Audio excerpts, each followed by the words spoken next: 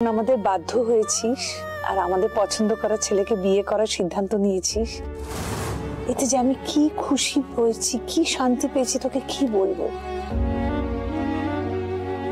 আমাদের কথা না শুনে নিজের বুদ্ধিতে বিয়ে করার ফল যে কি হলো তুই তো দেখলেই নিজের চোখে।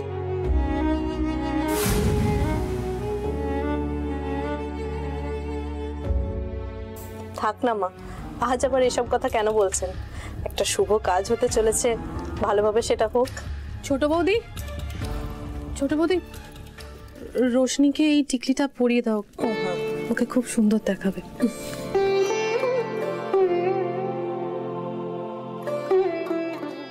দেখ, যেতেই যদি দিয়েছিস পুরোপুরি যেতে দে।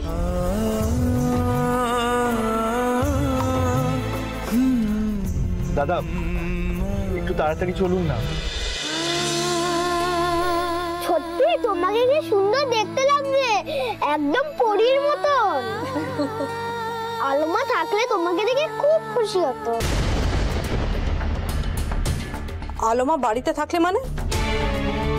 আলমা কোথায় ঝলমল? চাবিটা ধরো, আমি বাড়ির বাইরে যাচ্ছি, কাউকে বলবে না, কেমন?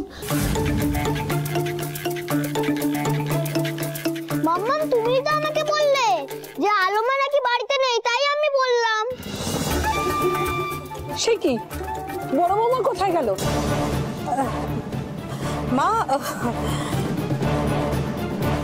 বলছি, আমি তো দিদি ভাইকে ঘরে বন্ধ করে রেখেছি, তাই ঝলমলকে তো সেটা বলতে পারবো না, তাই ঝলমলকে বুঝিয়েছি যে আলমা বাড়িতে নেই।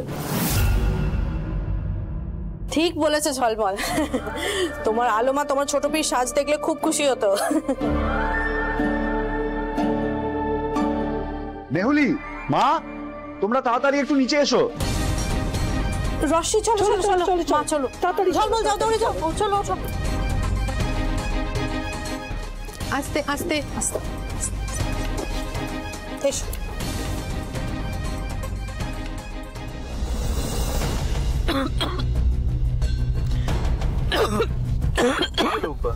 জল খাবে একটু?